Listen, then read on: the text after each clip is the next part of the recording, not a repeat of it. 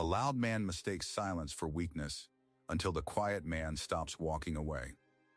When a wealthy black belt roared onto a rancher's land, shoved him into the mud, and demanded a fight, he didn't know the sun-cracked man before him had cleared rooms in deserts that don't appear on maps.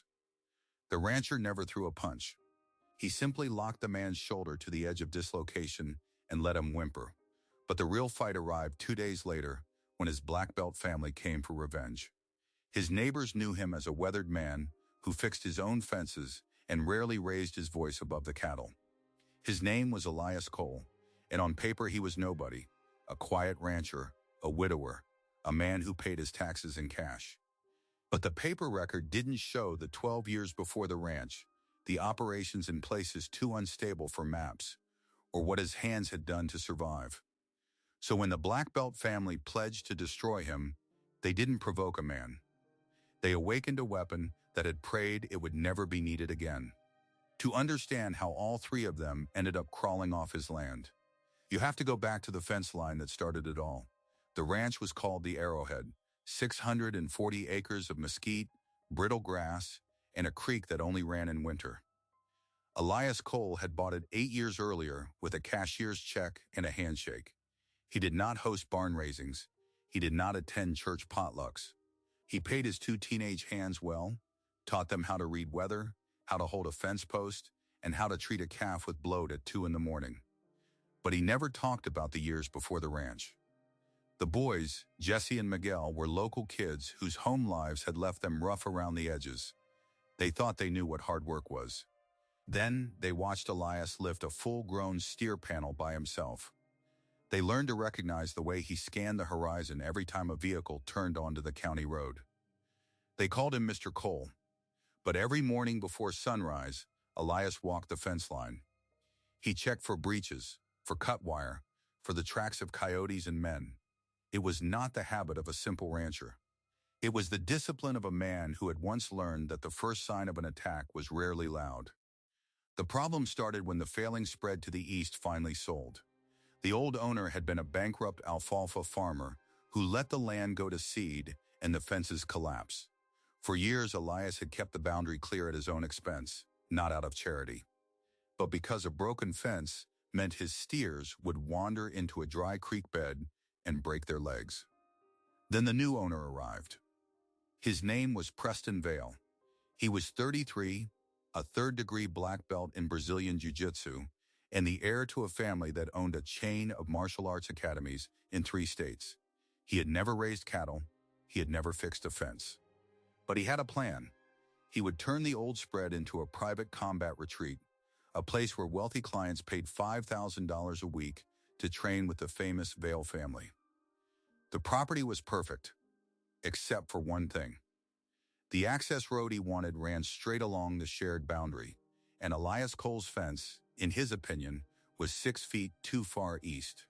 Preston did not bother with a surveyor. He did not knock on Elias's door. Instead, he drove a black pickup through the open pasture, parked it diagonally across Elias's gate, and waited.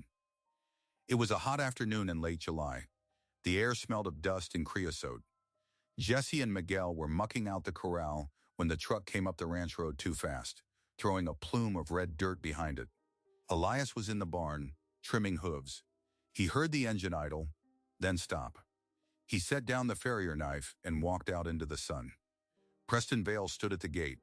He wore a custom gi jacket over black tactical pants and a gold-embroidered black belt cinched at his waist. His arms were thick, his jaw sharp, and his smile was the kind that expected every room to rearrange itself around him. "You're Cole." It was not a question. Elias nodded once. He did not offer a hand. "I bought the Whitfield place next door." Preston said it like it should matter. "You've got your fence 6 feet over my line. I'm putting in a road. You're going to move those steers, old man, or I'm going to break your hip." The 2 ranch hands stopped their work.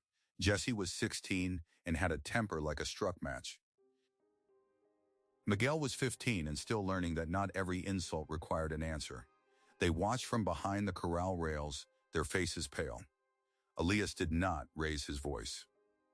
He walked to the gate, opened it, and spoke in a voice as dry as the dust. "I've got a county survey that says the fence is right. If you've got a different one, file it. Until then, you're off my land." Preston's smile tightened. He stepped closer, close enough that Elias could smell the expensive cologne and the mint on his breath. "You done fighting back in the day, old man? Maybe you forgot what it feels like when the ground comes up fast." He shoved Elias hard in the chest. Elias staggered one step and then caught his balance. His boots held. But Preston was fast and strong. He shoved again, this time hooking an ankle, and Elias went down into the mud beside the water trough. The mud was cold and black. It soaked through his shirt. The boys shouted. Jesse started forward, but Elias raised a hand without looking, a single gesture that stopped him cold. Preston grinned down at him. He reached into the truck bed and pulled out a pair of sparring gloves. He tossed them at Elias's chest. They landed with a wet thud. "Prove you're not a coward, old man. Get up. Let's see what you've got." Elias looked down at the gloves, then up at the man. He saw the eager audience of one, Preston's own reflection in his truck window. The man had not come for a fight. He had come for an audience. "I told you to leave," Elias said. His voice was quiet. Preston laughed. Then he threw a wide haymaker. But here is the thing about men like Preston Vale. He had spent his life in gyms with rules, referees, and safety mats. He had never once fought for the simple, brutal reason of survival. And the man still sitting in the mud before him had survived things that don't appear on maps. The punch was slow and arrogant. And in the instant before it landed, Elias stopped being the quiet rancher. Muscle memory is a loyal dog. It lives in the bones long after the mind has tried to bury it. Preston Vale's haymaker was wide and slow, thrown with the confidence of a man who had never been countered by someone truly dangerous. Elias did not block it. He stepped inside the arc, moved under the arm, and trapped Preston's wrist against his own chest. The forward momentum carried Preston off balance. Elias hooked a leg, pivoted, and drove the younger man face first into the corral muck. Preston landed with a wet, sucking cough. Before he could move, Elias had the arm pinned high behind his back. The shoulder joint levered to the very edge of tearing. He did not strike. He did not shout. He simply held. The only sound was Preston's ragged breathing and the distant lowing of steers. "Let go." Preston screamed. The word came out strangled, muffled by mud. Elias leaned closer, his voice barely above a whisper. "This is the last time you put your hands on me. You're going to get in your truck, you're going to drive back to your side of the line, and you're going to fix any fence you broke on the way in. And if I ever see you on my land again, I'll take something you can't buy back." He released the arm and stepped away. Preston scrambled to his hands and knees, coughing mud. He turned to look up, his face a mask of shock and rage. His custom gi was ruined. His belt, once gold, was now splattered brown. Jesse and Miguel stood frozen, their mouths open. Jesse had once seen Elias lift a 300-pound salt block without a grunt. But this was different. This was not strength. This was something colder, more precise. Preston got to his feet, spitting dirt. He jabbed a shaky finger at Elias. "You have no idea what you just started." "My family. I know exactly what your family is." Elias cut him off. He had already turned to walk back to the barn. "That's why I'm telling you to leave." Preston stumbled to his truck, slamming the door. The engine roared. He backed out, swung around, and peeled down the drive, throwing rocks. The dust cloud hung in the air like smoke. Jesse was the first to speak. "Mr. Cole, what did you do?" Elias didn't answer at first. He walked to the water trough, cupped his hands, and washed the mud from his face. Then he looked at the two boys. "You saw what happened. He swung first. I put him down. That's all." Miguel shook his head. "That was not all. You moved like those guys in the movies. But real." Elias's eyes went distant. He picked up the sparring gloves from the mud and tossed them into the trash barrel. "Get back to work. We've got fence to check." But the boys noticed that he didn't go back to trimming hooves. Instead, he walked the perimeter for the next 4 hours. He carried a rifle slung over his back. That was new. That night, long after the boys had gone home, Elias sat alone in the barn. The air smelled of hay and sweat and old wood. He pulled a battered metal box from under a loose floorboard and opened it. Inside were a folded flag, a set of worn dog tags, and a photograph of 6 men in desert camouflage. They were young. Their faces were hard. He had not looked at the photograph in 3 years, but the fight with Preston had cracked something open. His name had not always been Elias Cole. Before the ranch, before the quiet, he had been a different man with a different name and a different specialty. The military had trained him to disappear, to read streets, to anticipate violence before it happened. But the training that mattered most was not in any official file. It was the years spent in places where the only rule was that the last man breathing was right. He remembered a night in a village with no name. His unit had been ambushed. A group of armed men had surrounded them, confident in their numbers. He had been cut off from the others, armed only with a length of chain he had pulled from a ruined well. By the time his unit found him, 4 men were down and the rest had fled. He had not spoken about it since. Now, as he sat in the barn, he understood that the Vales were not a new problem. They were an old one. The only question was whether he would be fast enough this time. Over the next 2 days, the ranch felt different. Elias doubled the feed schedule, moved the steers to the north pasture, and told Jesse and Miguel to keep the truck keys in the ignition at all times. He slept in the barn loft with a loaded pistol under his cot. He never said why. On the second day, the phone rang at dawn. The county deputy, a man named Grady Whitlock, had known Elias for years. His voice was cautious. "Elias, I got a call from a Warren Vale. Says your fence is on his property and you assaulted his son. Wants to press charges. You know anything about that?" Elias leaned against the kitchen counter. He had expected this. "The fence is on my land. Preston Vale came onto my property, pushed me down in the mud, and threw a punch. I defended myself. There were 2 witnesses.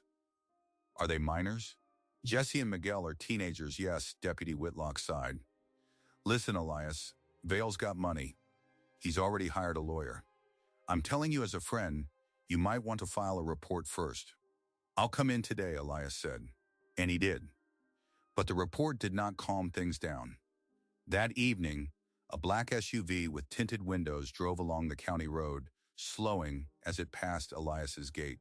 It did not turn in. It just watched. Jesse saw it from the barn. "Mr. Cole, there's a car out there." Elias looked up from cleaning a shotgun. "I know. Go inside the house. Both of you." The boys obeyed. They had learned not to question him.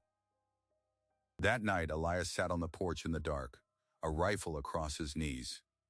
He thought about the years he had spent trying to forget. The desert, the raids, the men who had died because they hesitated. He had promised himself he would never be that man again. But the Vales were not going to stop. The next morning, the sound of engines broke the quiet. Not one engine. 3. Elias was already awake, standing by the window. He saw the trucks coming up the drive, not slowing. The lead truck was a black King Ranch, followed by 2 matching F-250s. They didn't stop at the gate. They drove straight through the wire fence, the steel posts snapping like twigs. Jesse and Miguel ran out of the house, but Elias shouted at them, "Get back inside. Now." The truck stopped in the middle of the pasture. 4 men climbed out. The first was older, maybe 60, with a silver beard and a black belt cinched tight around a thick waist. That was Warren Vale. The other 3 were younger, all built like wrestlers, all wearing the same embroidered belts. One of them was Preston, his face still bruised. The other 2 were his brothers, Dane and Colton. Warren Vale cracked his knuckles, his voice carried across the grass. "You embarrassed my boy. Now we're here to teach you what family honor means." Elias did not run. He walked slowly to the water trough where a length of rusted chain hung from a post. He picked it up, letting the links drag through the dirt. The 4 men began to fan out. Elias looked at them and said the words that would haunt the county for years. "I warned him. But you all came anyway. That's a mistake none of you are going to forget." and then he started walking toward them. The chain was not a weapon in Elias's hands. It was an extension of a lesson from a place where ammunition ran low, and the only rule was to stay breathing. Dane, the youngest brother, came in fast with a front kick. Elias sidestepped, let the kick graze air, and snapped the chain across Dane's calf. The lynx rapped once. Elias yanked. Dane's legs shot forward. His spine slammed flat against the packed earth, and the air left his lungs in a high, wet gasp.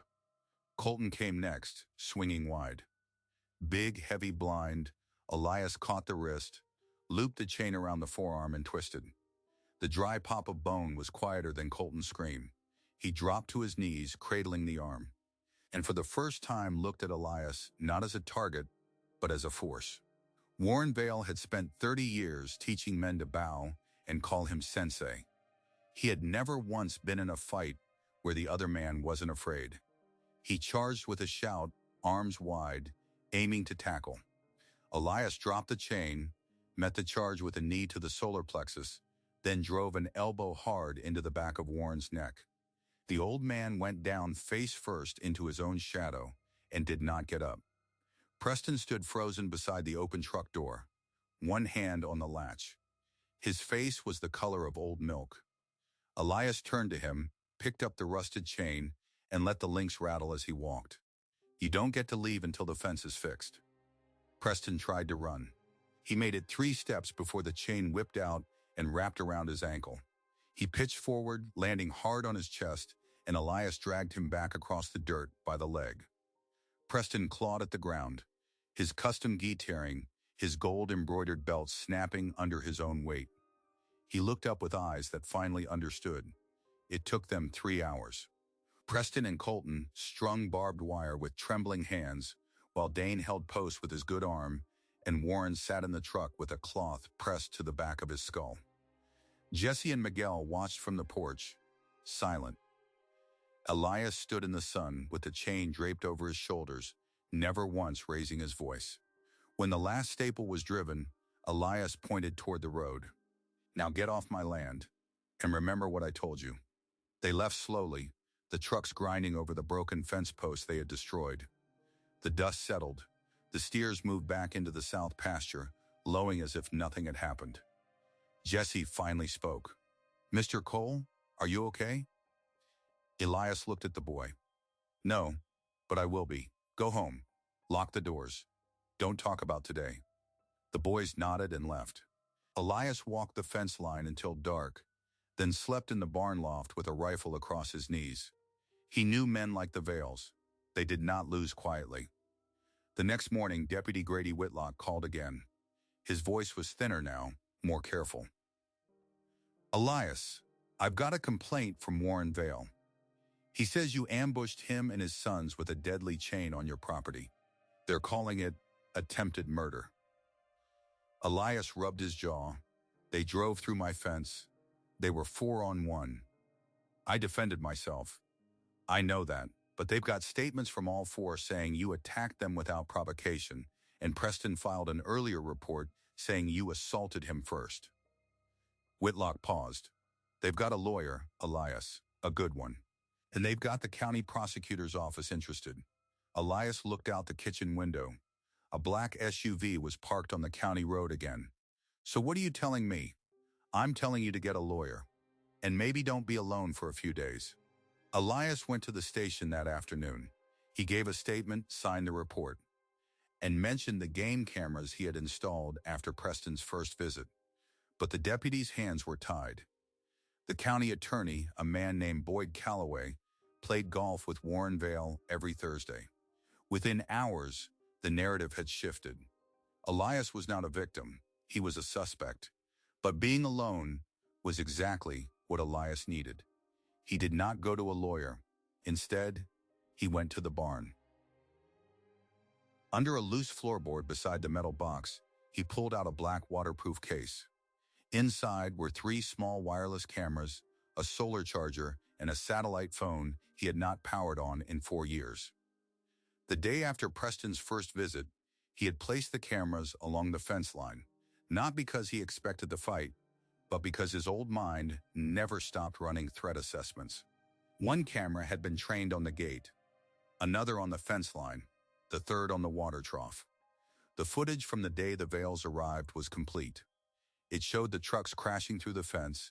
It showed Warren Vale cracking his knuckles. It showed the four men fanning out. And it showed Elias trying to walk away until Colton threw the first punch. But the footage also caught something else. As Warren lay on the ground, before he crawled to the truck, he looked directly at Preston and said two words. Elias had to replay the audio 3 times to make sure. "Make it stop," Warren said. "Not help me, not get up. Make it stop." And then he added a name. That name was not Preston's. Elias sat in the barn for a long time. He remembered the first rule of his old life. The enemy you see is rarely the one you need to fear. Warren Vale was the face. But someone else was giving orders. He spent the next day doing what he had once been trained to do. Research, public records, property deeds, court filings. The Whitfield place had been purchased through a shell company called Ridgeway Holdings. The same shell company had bought a ranch in Montana 13 years earlier. That ranch had also been the site of a dispute over a fence line. The owner had vanished. No body was ever found. But the county sheriff had noted in an old report that the owner had recently filed a complaint against a family of martial arts instructors named Vale. Elias printed the report and highlighted the last line. The sheriff had written, "Complainant believes the Vales are attempting to take his land by force. Complainant has stopped answering phone." That night, Elias powered on the satellite phone. He typed a number from memory. The message was short. "I need a file on Ridgeway Holdings." And a man named Warren Vale. He did not wait for a reply. He leaned back in the kitchen chair and watched the black SUV through the window. It had not moved. The next morning a reply came. It was one word. Understood, but the Vales were already moving faster. By noon, a county animal control truck arrived at the gate. The officer, a nervous young man with a clipboard, handed Elias a notice. "Sir, we've received a complaint about animal neglect. We're authorized to impound your herd pending investigation." Elias looked at the paper. It was signed by a judge he had never seen. He looked at the young officer. "Who filed the complaint?" The officer swallowed. "Warren Vale." Elias did not argue. He stepped aside and let the truck through. But as the officer drove away, Elias walked back to the barn and opened the black case again. The satellite phone blinked with an incoming message. The message contained a single file. The file was titled Ridgeway Holdings, and what was inside changed everything Elias thought he knew about the quiet ranch next door. The Vales did not just want his fence line. They wanted his entire property. And they had done it before. The man in Montana had not vanished. He had been murdered. And the only witness was a teenage girl who had been too afraid to talk. Now she was an adult. And she was ready. Elias wrote one word in reply. Tomorrow, he did not sleep. He sat on the porch with the rifle and the chain and waited for the dawn. Because the quietest men bury the deepest graves. And tomorrow, he would show the world exactly what that meant. But before he could, a pair of headlights appeared at the gate. Not the black SUV this time. A different vehicle. And the man who stepped out was not here to fight. He was holding a file of his own. And he was smiling. "Elias," the man said, "it's time to stop running." The man at the gate did not look like a threat. He was in his late 50s, with a gray crew cut, a weathered face, and the posture of a man who still did push-ups every morning. He carried a leather satchel and walked with a slight limp. When he saw Elias's hand move toward the rifle, he raised both palms. "Easy, I'm not with them. I'm the one who sent you the Ridgeway file." Elias studied him. He had learned long ago that old ghosts rarely arrived without a reason. "Who are you?" "Marcus Hale. I was an analyst with the Bureau before I went private. I've been tracking the Vale family for 9 years. He set the satchel on the porch railing and unclasped it. "You've met Warren and his sons. But they're just the muscle. The real problem is a man named Elias hasn't seen yet." Elias did not ask him in. But Marcus continued anyway. He pulled out a thin folder and held it up. Ridgeway Holdings is a shell. The Vales use it to buy distressed properties near desirable land, then force the owners out.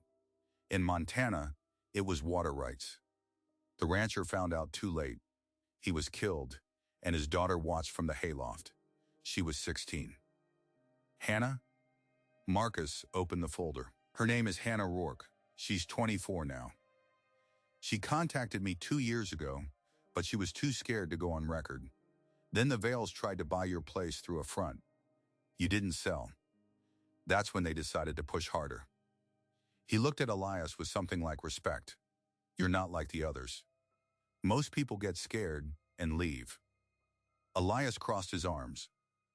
Why are you here?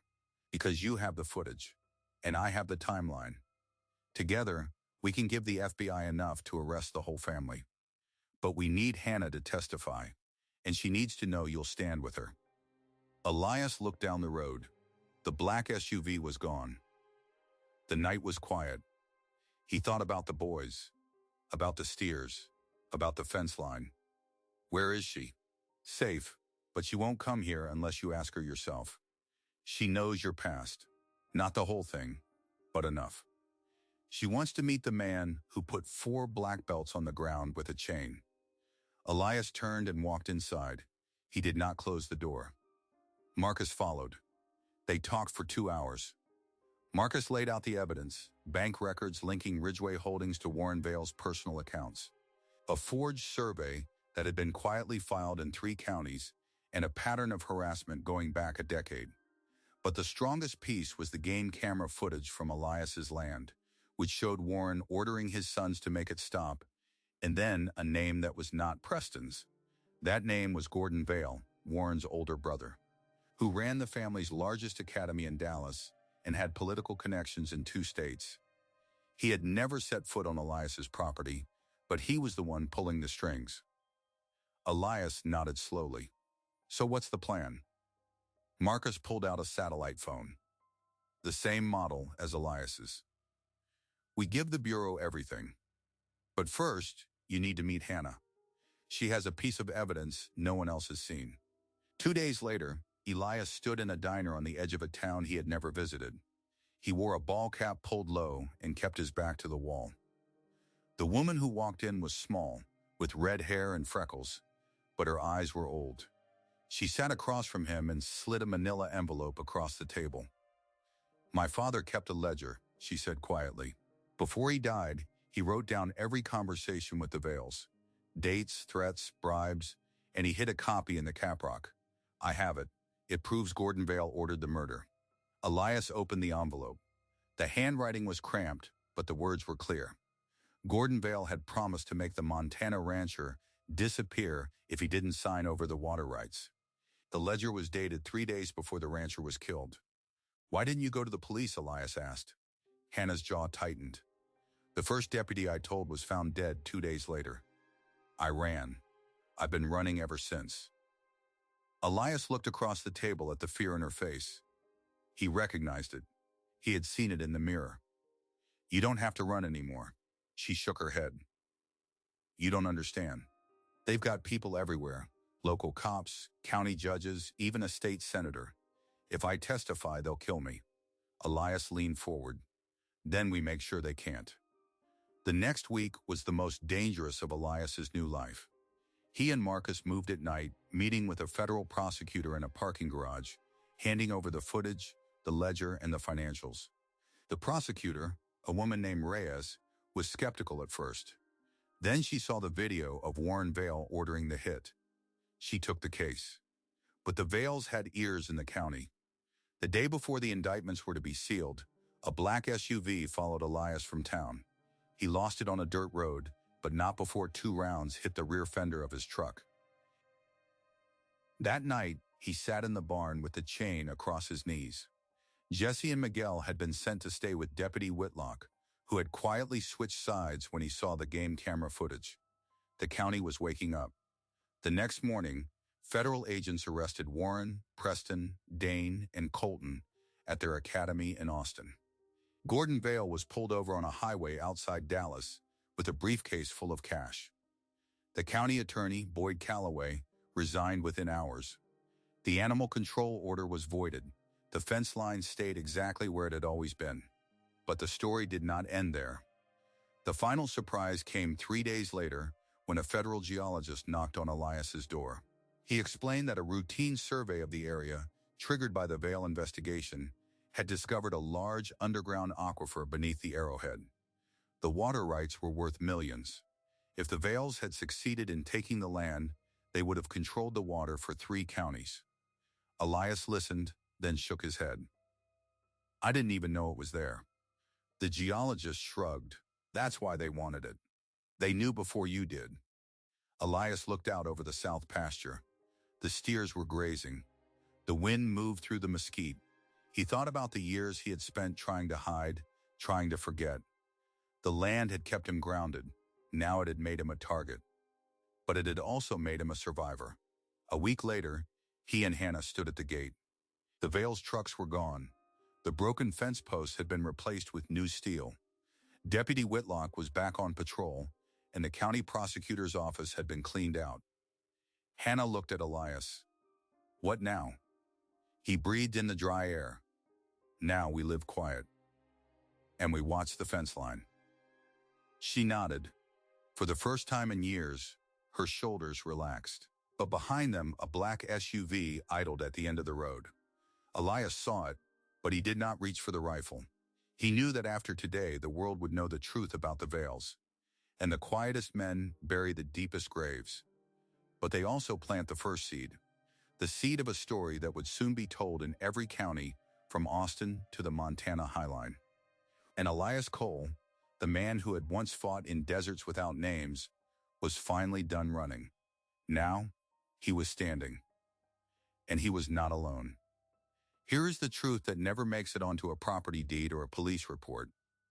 A man can spend years trying to become ordinary. But the past is not a coat you can hang by the door. It is in the way he walks a fence line at dawn. It is in the way he chooses words carefully, not because he lacks them, but because he knows how much they can cost.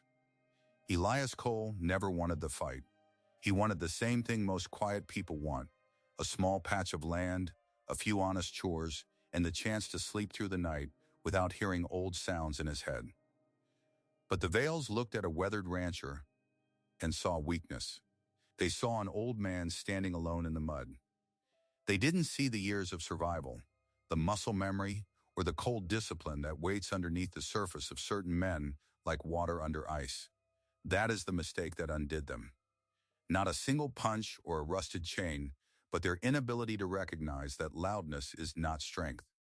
Real strength lives in the man who can avoid the fight for days and still end it in seconds when there is no other way.